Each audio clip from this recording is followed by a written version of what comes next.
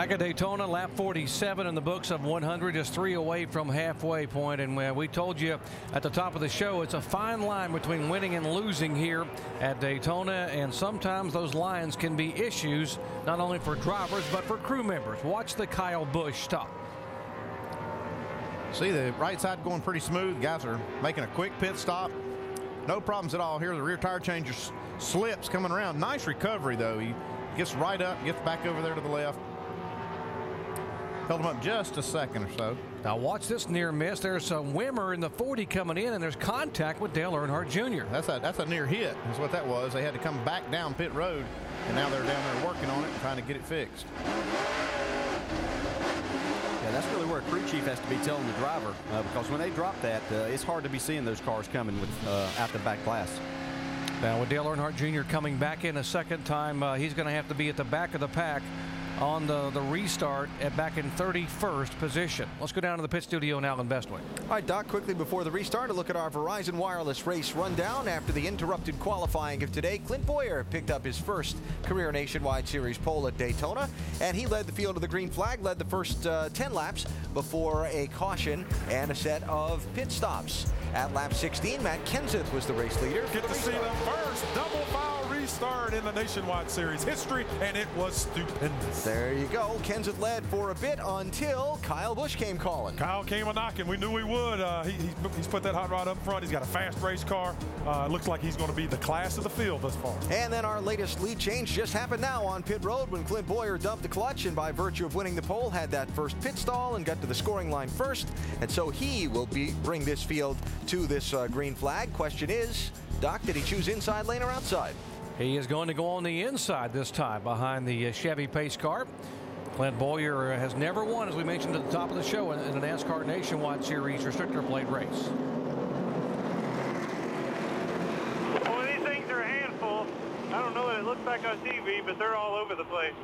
Well, right now, we're the only car that's fell back like that and came back to the front. The rest of them had just been there, but you're able to go back behind. So. I found a little trick. I'll tell you about it later. Clint, that's no fun. Tell us now, man. Well, let's see if he uses that trick now or saves it for late in the race. He pulls away from Kyle Busch. On the inside lane, he's got Carl Edwards in tow. He has looked like the one guy that could fall back some and come back. He hasn't gotten back to the lead, but he's always been able to fight back to second. Yeah, that thing has looked like a handful on TV, and I was surprised no they didn't doubt. make a chassis adjustment on that pit stop. Here comes the outside line now with David Reagan giving Kyle Busch a little bit of a shove, and they have evened up with Clint Bowyer and may have a chance to go by him as they enter turn 3. See Michael Waltrip in that 99 car, third in line on the outside. He knows how to do this. Yeah, if we see that outside line get back to the start-finish line first, that might change somebody's mind here on the next time that we have one of these double foul restarts. Pretty much a dead heat right here. You're right about Clint Bowyer's car. It's so strong that he doesn't even have anybody right up on his bumper, but he's able to hang with these guys. Yeah, and that's really hurting him, because whenever he does that, because you can see the 6 car was right on the bumper of Kyle Busch, he's able to push him out front, but Clint's car's so fast on the bottom there that Carl Edwards can't keep up and give him any help. 3 wide. Brian Vickers in the middle there. He was trying to get that middle line going, and now he is going to be in no man's land as they go by him both inside and outside. And Joey Logano, Michael McDowell hooking up their bump drafting down the backstretch. Up front, the 6 car of David Reagan goes to the bottom of the racetrack and makes it look easy by sliding by Kyle Busch to take the lead. Yeah, that's the perfect example. You push the guy by the leader, and then you're able to have that draft. He's got such a fast car, he was able just to drive by the 18 there. Jamie, what are they saying about the 6? I'll tell you, under that restart, or under that caution, they were telling David Reagan to conserve fuel. Do you guys really think these guys can make it to the end? I don't know, Jamie. I mean, it's possible, but it's not a no-brainer, I can tell you that. Racing like this, I'd find it hard to believe, because they're pretty much got to stay wide open when you're out front like this. I can't imagine we'll go green all the way, but if it does, there'll be somebody that may try it. Here comes Michael Waltrip on that inside with a push from Clint Bowyer.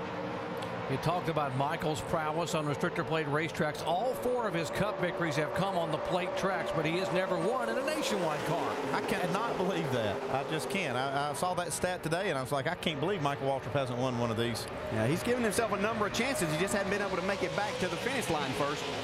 This could be the night that he changes that. And how about give a call to the 47 car, Michael McDowell. We talked about the stress and what he is trying to endure here. Up front, here's the 99. Michael Waltrip trying to become the 8th different leader. And does he have enough oomph on the outside? Can he get a little drafting help from behind? He's going to get a little Toyota power behind that Toyota of his and see if he can help him. Here we go. Matt Kenseth on the bumper of Kyle Busch helping out. See Michael get down there and side draft a little bit on the 6 car. That pulls him back a little bit, and then he was able to get away from him. Now he needs the 18 to get back there. As we see Clint Boyer getting to the bumper of the 6 car, going to be able to give him a little bit of a push before Michael's able to get any help. Here he comes. Michael has a strong car on the outside. How close do you have to be, DJ, to be able to get an effect from that side draft? Just literally within a foot, but you want to get it. It feels like you're getting closer than that. You just get over there, and it literally pulls that car back. If you're the guy that's on the inside and somebody's side drafting, you look down at your gauges, you think sometimes your car's quit running. Look at this list of drivers, including the last 2 series champions, Edwards and Boyer. They have not won on restrictor plate racetracks. Wow, look at this. How good is this right here?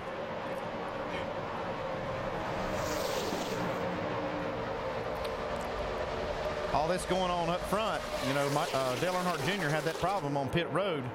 He's stuck back here in traffic.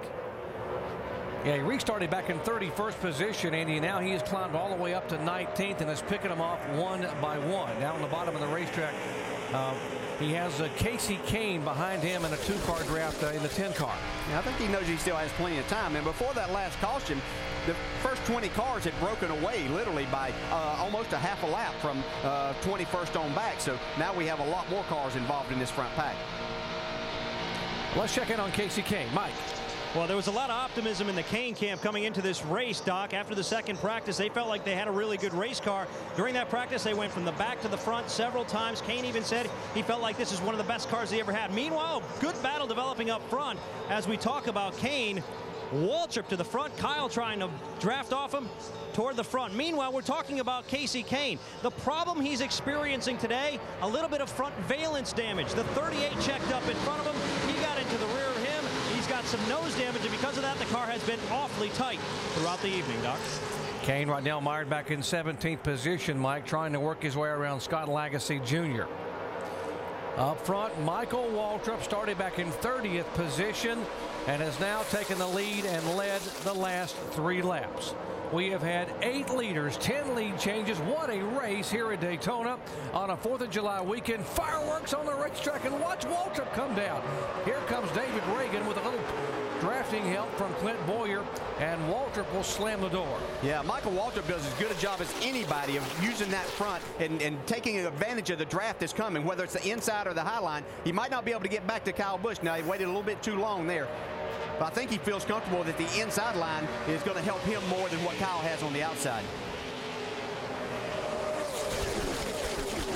There are 38 cars on the lead lap, and the vast majority of them are right here in the lead draft. What a great race on the high banks of Daytona. Back in a moment.